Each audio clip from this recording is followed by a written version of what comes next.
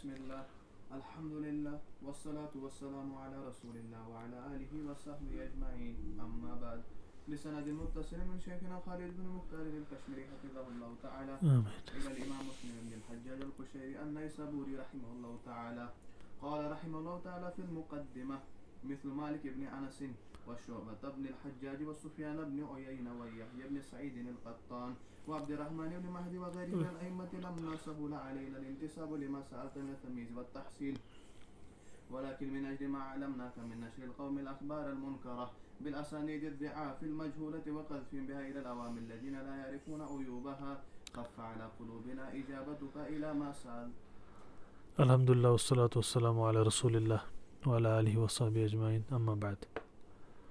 تو ہم دیکھ رہے تھے مسلم رحمہ اللہ تعالی، اس میں جو قصد تعلیف پہلے ہی بیان کیا تھا ان نے، اس کی بعض وضاحت کر رہے ہیں، اور جو ان سے سوال پہلے ہی پوچھا گیا تھا کہ آپ اخبار صحیحہ کو ہمارے سامنے لائیں جمع کر کے، یہاں یہ بتا دیا کہ اس کی وجہ سے جو معاملہ ہے ہمارے لیے آسان ہو گیا.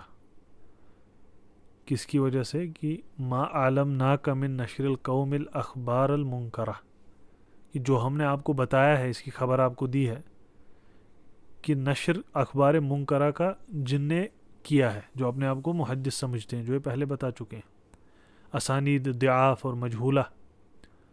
ایک تو یہ، اس کے ساتھ عوام میں یہ ڈال دینا.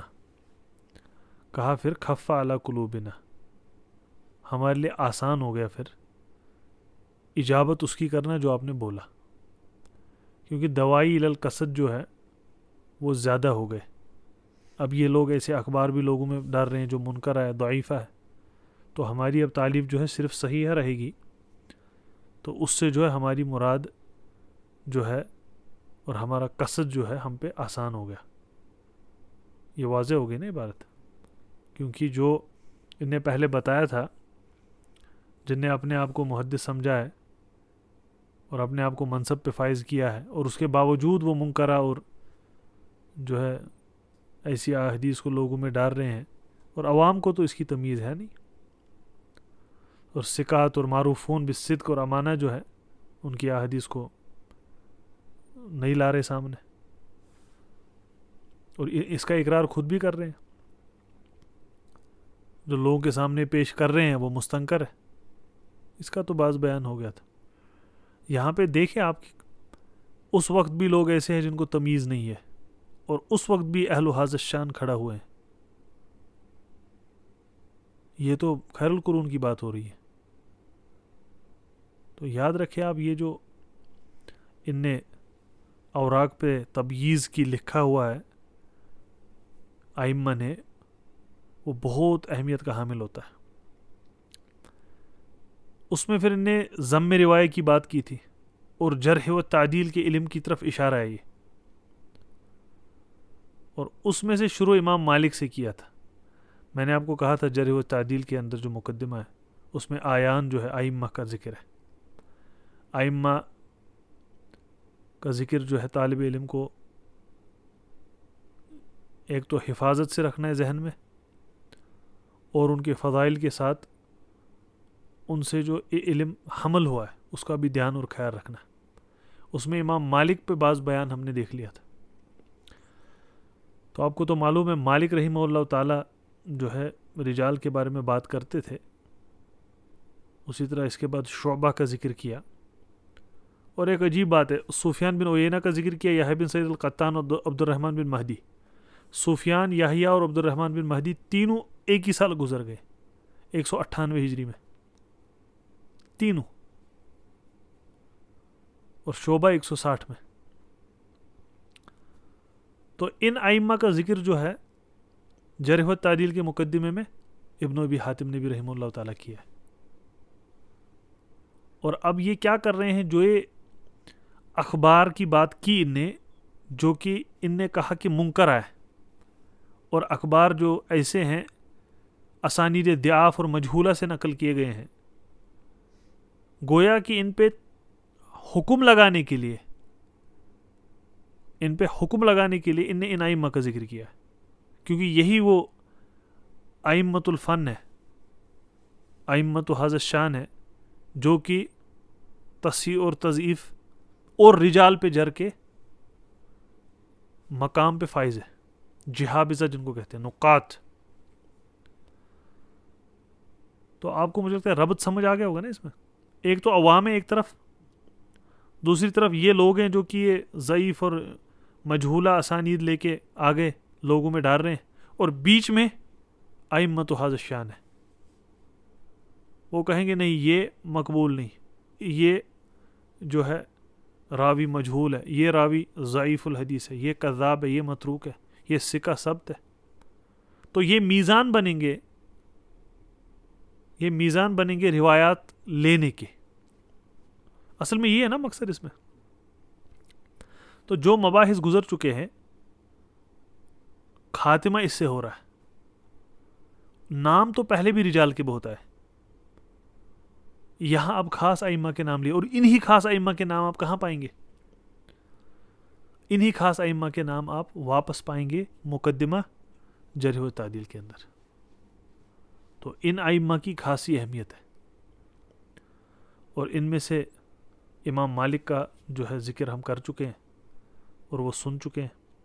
اس کے بعد شعبہ کا ان نے نام لیا، 160 میں ان کی وفات ہے، اور روا لہ الجماع کتب الستہ میں تمام کتب میں ان کی روایت پائی جاتی ہے، لیکن بالواسطہ ہی ہوگی نا، کیونکہ 160 میں وفات ہے.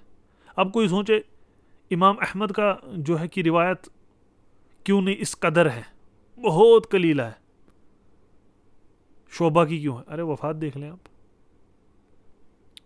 وہ تو طبقے میں کہاں ہے کہ نہیں؟ تو یہاں پہ ائمہ جو ہے بھی واسطہ ہی روایت کریں گے، سیدھی سی بات ہے. وفایات جو ہے بہت مہم ہے. تو شعبہ کے بارے میں کہا جرح و تعدیل میں، وہ من العلماء الجہابزہ النقاد بالبصرہ شعبہ بن الحجاج.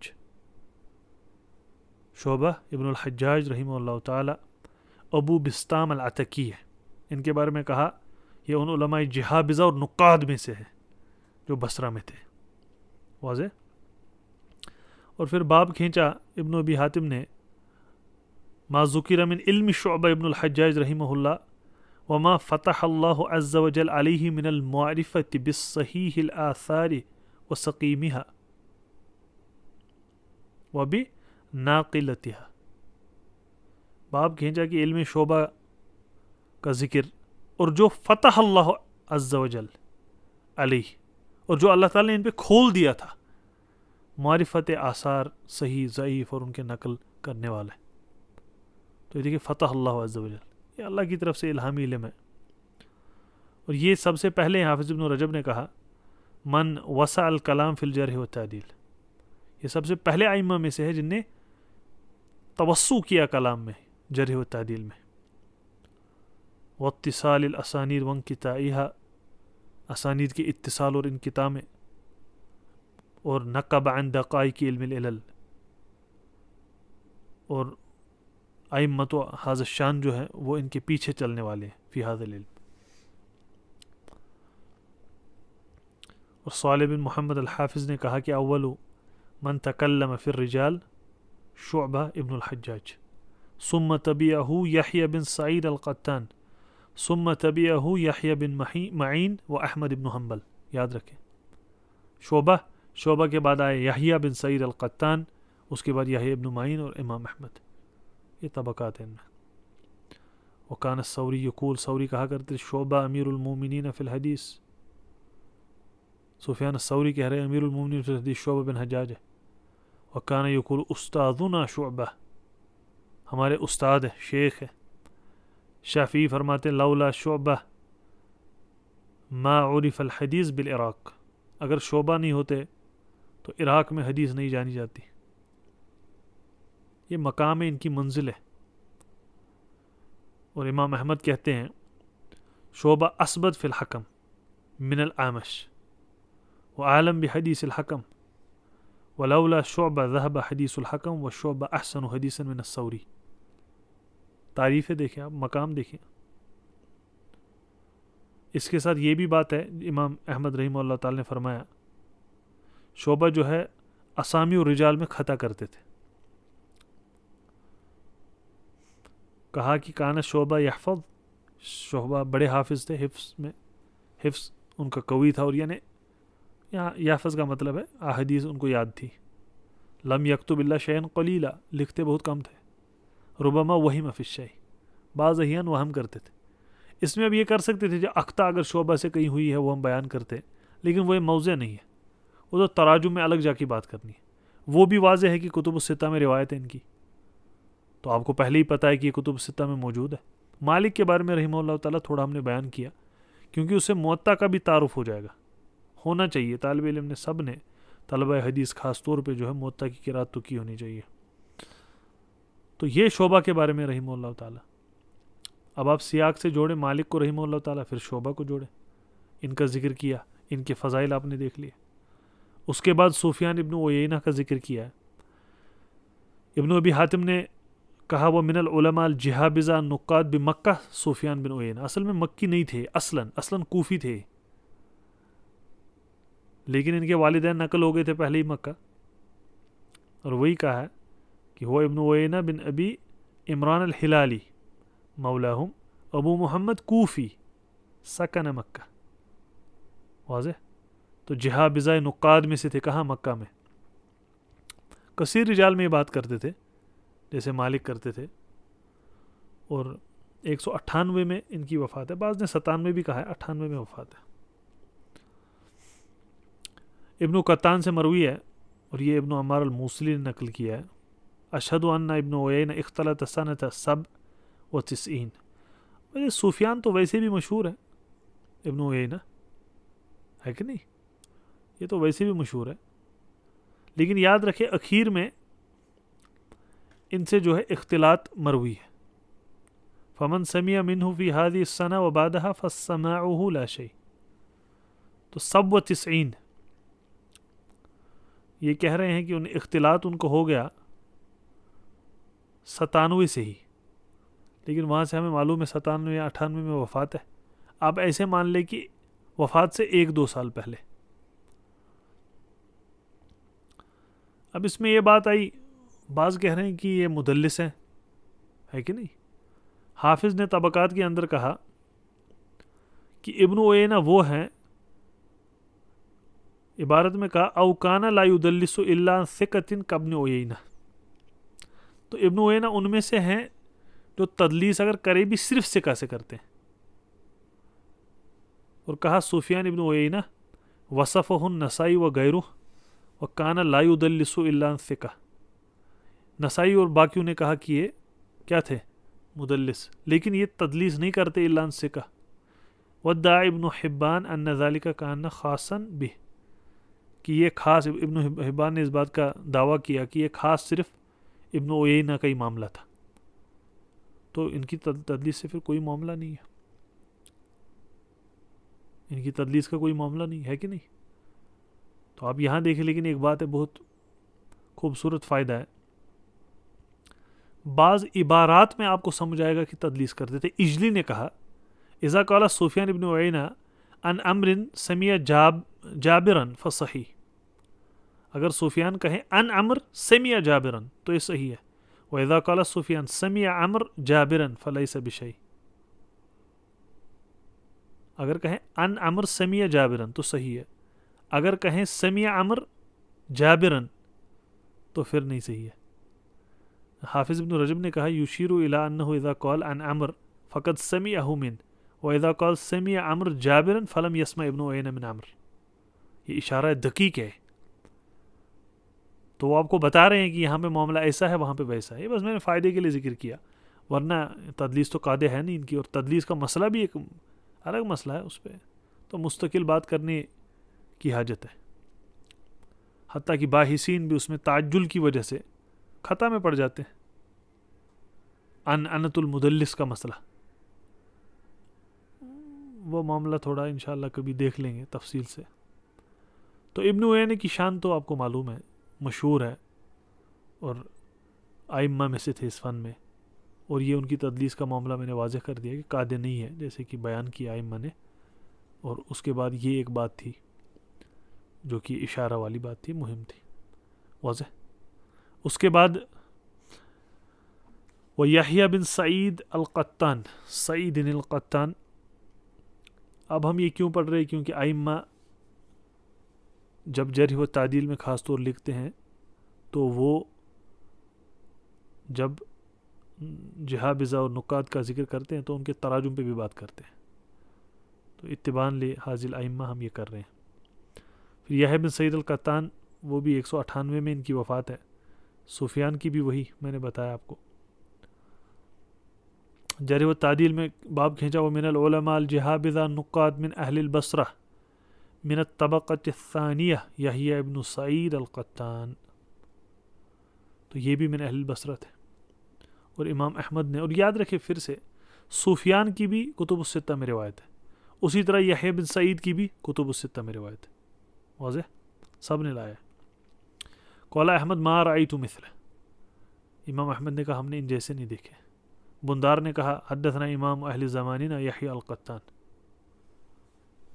کہتے تھے کہ ہمیں تحدیث کی امام اہل زمان نے، امام اہل زمانی ہی یہ عبارت ہے. پھر کیا کہتے؟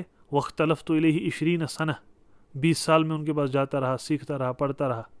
فما اظن انہ عصى اللہ قط، مجھے نہیں لگتا ان نے کبھی اللہ کی نافرمانی کی ہو 20 سال میں. یہ بندار جو ہے ان کی گواہی ہے.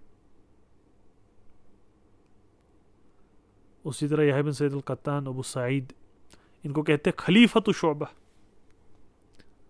اور کہتے تھے والقائم بعدہ مقامہ فی ھذا العلم وعنہ تلقاہ ائمۃ ھذا الشان. حافظ ابن رجب نے لکھا ہے والقائم بعدہ مقامہ فی ھذا العلم، خلیفۃ شعبہ تھے، ان کی جگہ ان نے لی تھی شعبہ کے بعد. اور ائمۃ ھذا الشان نے ان سے اخذ کیا کہ احمد و علی و یحییٰ و نحوہم، علی، یحییٰ، احمد، یہ سب ان نے ان سے لیا ہے. یحییٰ بن سعید القطان وقت کان شعبہ. ہاں وہی پھر ان کی بعض تعریفیں کہی ہے. ابن مدینی نے بھی ایک ما رأیت احدا انفع للاسلام واہلہ من یحییٰ بن سعید القطان، اسلام کو نفع بخش میں نے اتنا نہیں پایا کوئی نفع دیتے ہوئے. علی بن مدینی شیخ بخاری ہے، جتنا کون ہے؟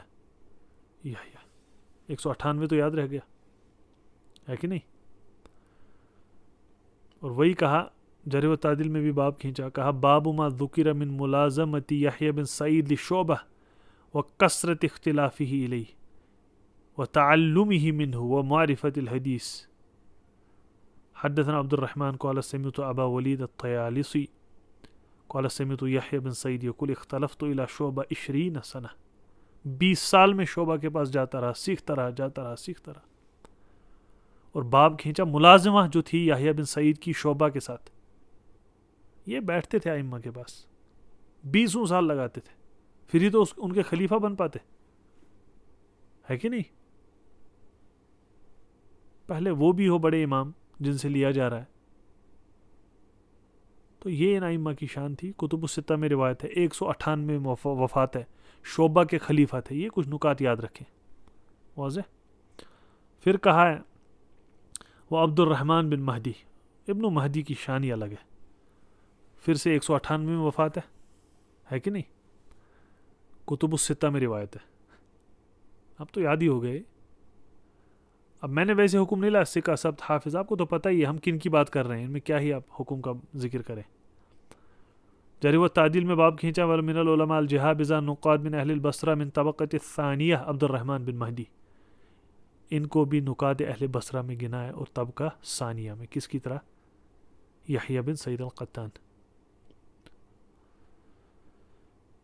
تو عبد الرحمن بن مہدی قرین تھے یحییٰ بن سعید کے. اور ابن مدینی کہا کرتے تھے کان ابن مہدی عالم الناس قالها مرارا. علی بن مدینی کہا کرتے تھے کہ ابن مہدی جو ہے سب سے زیادہ علم والے لوگوں میں، اور بہت بار کہتے تھے. اور علی بن مدینی سے یہ بھی مروی ہے عالم الناس بالحدیث عبد الرحمن بن مہدی. ابن مہدی جو ہے وہ عالم الناس بالحدیث ہے، یعنی بحدیث رسول اللہ صلی اللہ علیہ وآلہ وسلم. تو یہ ان ائمۃ ھذا الشان اور ائمہ فن کا تعارف تھا. جن کا ذکر امام مسلم نے رحمہ اللہ تعالی مناسب سمجھا. مالک آپ نے یاد رکھا, شعبہ یاد رکھے آپ نے, سفیان, یحییٰ بن سعید القطان, عبد الرحمن بن مہدی. اور یہاں پہ اگر دیکھا جائے پھر یہ تو مشہور جو ائمہ ہیں خاص طور پہ جن نے تدوید کا کام کیا, اور خاص طور پہ جن سے فقہ منقول ہوا, پھر یہ اس سے پہلے والا طبقہ ہے اگر آپ غور کریں, سوائے مالک کے رحمہ اللہ تعالیٰ سبقت حاصل ہے ان کو اس باب میں. لیکن جرح و تعدیل کثرت سے ہمیں اس طبقے بھی ملتی ہے. تو آپ کو ایسے ہی سمجھ آئے گا ان کا ذکر تب کر رہے ہیں جب صحیح مسلم لکھنے والے ہیں, تو یہ بھی ایک اندازہ بیٹھا دے ذہن میں. طبقات کا تعارف جو طالب علم حدیث کا ہو اس کے لیے بہت لازمی ہے. تو اس سے آپ کے ذہن میں بیٹھ جائے گی بات کہ امام مالک کہاں بیٹھتے ہیں طبقات میں, اور باقی ائمہ کہاں ہیں.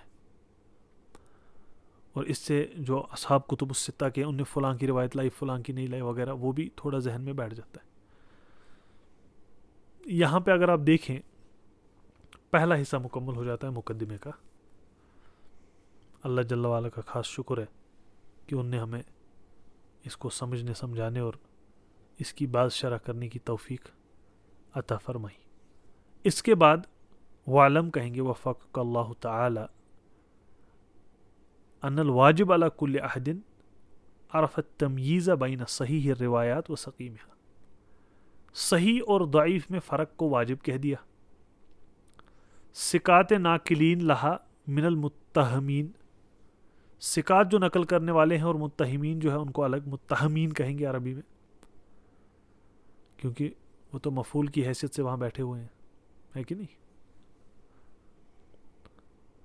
اور یہی کہتے ہیں صحت مخرج اور باقی چیزیں ہمیں معلوم ہو.